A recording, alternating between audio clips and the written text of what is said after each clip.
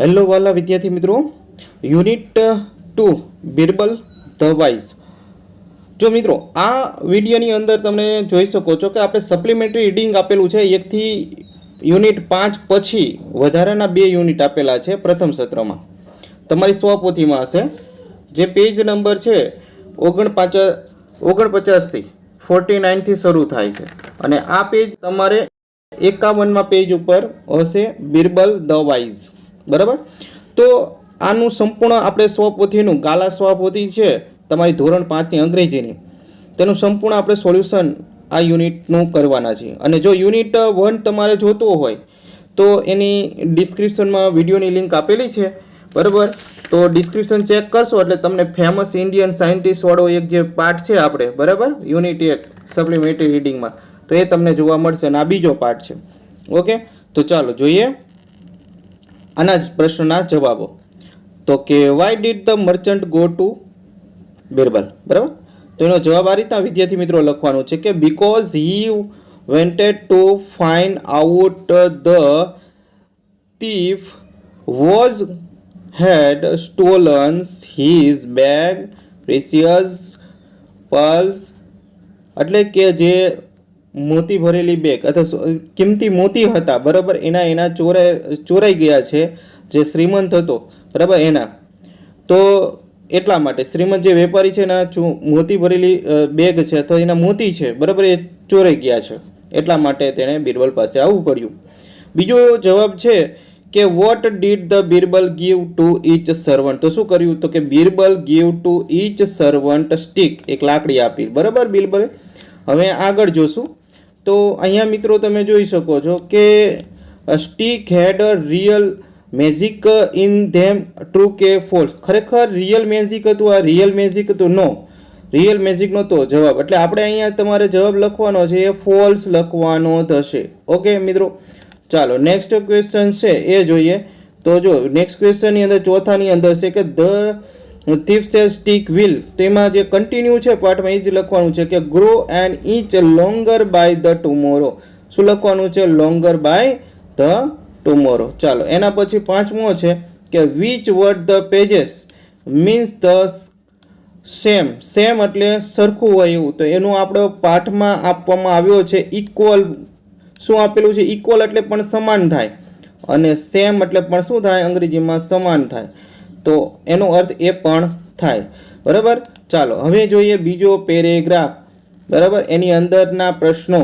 તો બીજા પેરેગ્રાફમાં વિદ્યાર્થી મિત્રો તમે જોઈ શકો છો, બીજો પેરેગ્રાફ છે એનો પહેલો આપણે જવાબ જોઈએ કે the real thief cut the stick by inch. બરાબર.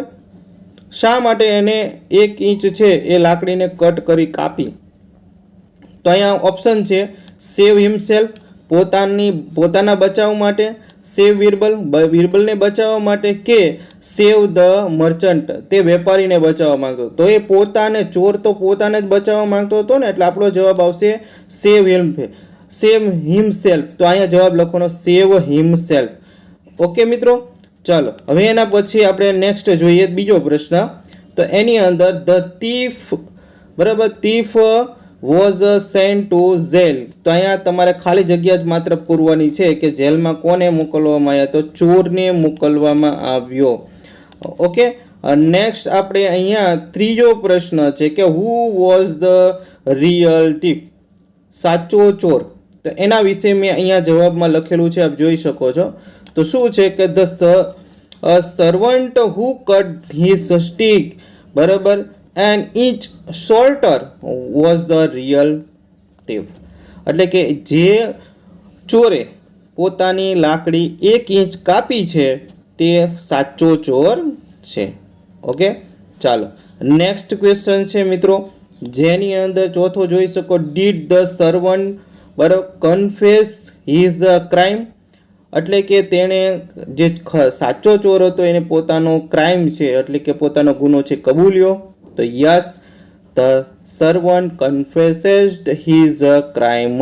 ઓકે, ચાલો એના પછી લાસ્ટ ક્વેશ્ચન છે મિત્રો. લાસ્ટ ક્વેશ્ચન તમારે છે અહીંયા જોઈ શકો છો, બરાબર, પ્રશ્નની અંદર લાસ્ટ ક્વેશ્ચન હો મિત્રો. તો જો એની અંદર પાંચમો શું કીધું છે? Find the opposite of of the word longer. લોંગરનો ઓપોઝિટ શબ્દ તમારે શોધવાનો છે, ઓપોઝિટ સ્પેલિંગ. તો શું બને? ઓપોઝિટ થાય શોર્ટર મિત્રો. શું થાય?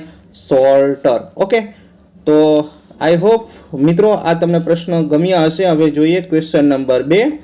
એની અંદર તમારે શું કરવાનું છે? મેચ કરવાના છે. શું કરવાનું છે? મેચ કરવાના. એટલે કે જે જોડકા છે એને એ સાથે બી જોડકા સાથે મેચ કરવાના, આને આની સાથે. અને એનો જે કંઈ સાચો ક્રમ આવતો હોય બીનો, એ અહીંયા આપણે લખવાનો છે. તો કે પહેલું છે મર્ચન્ટ, તો એમાં બી જવાબ આવશે. બરાબર. ટ્રેડર. એના પછી છે થીફ. થીફનો આપણે જવાબ લખીશું ડી. કેમ?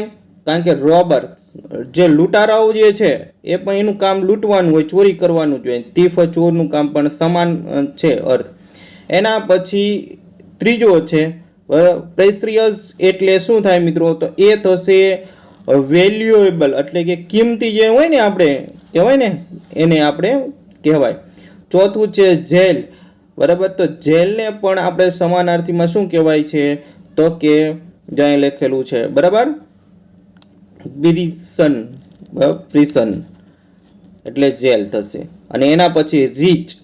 બરાબર. રીચ એટલે વેલ્થી. ઓપ્શન સી છે એ છેલ્લે આવતા. તો BDAEC એ આપણે બનશે. ઓકે, ચાલો નાવ હવે જોઈએ મિત્રો ક્વેશ્ચન નંબર 3 અને લાસ્ટ ક્વેશ્ચન છે તમારા માટે. બરાબર. પછી આ ચેપ્ટર પૂરું થાય, ક્લોઝ થાય અહીંયા. તો ત્રીજો પ્રશ્ન શું કીધો છે કે કૌંસમાંથી યોગ્ય શબ્દ પસંદ કરી આપેલા શબ્દોનો અર્થ લખો. આપણને કેટલા તો અહીંયા જોઈ શકો છો. આપણે એકઠું કરવું, કબૂલ કરવું, કિંમતી, સમાન, મોતી, આવા બધા શબ્દ આપેલા છે. તો આપણો પહેલો જવાબ શું બનવો જોઈએ મિત્રો? પહેલો જવાબ બનશે ઇક્વલ એટલે સમાન. બરાબર. બીજો જવાબ શું બનશે? તો કન્ફ્યુઝમાં કબૂલ કરવું એટલે કે તમે ગુનો કબૂલ કરો છો. બરાબર. ત્રીજાની અંદર પ્રેશિયસમાં એટલે કે કિંમતી. બરાબર. એના પછી પર્લ. પર્લ એટલે મોતી થાય મિત્રો. પર્લ એટલે મોતી, એટલે મોતી લખશું. અને પાંચમો છે કલેક્ટ એટલે એકઠું કરવું. શું થશે? એકઠું કરવું. તો આઈ હોપ મિત્રો તમને આ છે સંપૂર્ણ સ્વાધ્યાય છે એ ગમ્યું હશે, સોલ્વ કરેલું, અને મજા આવી હશે. તો ફટોફટ છે વિડીયોને લાઈક કરી દો. અને આવા જ વિડીયો જોવા માટે અમારી ચેનલ IMP એજ્યુકેશન છે અને ફરી વખત છે, જો ન સબસ્ક્રાઈબ કરી હોય, લાલ બટન ના દબાવ્યું હોય તો સબસ્ક્રાઈબનું પ્લીઝ લાલ બટન દબાવી દો, જેથી કરીને અમને નવા વિડીયો બનાવવાનું છે મન થાય.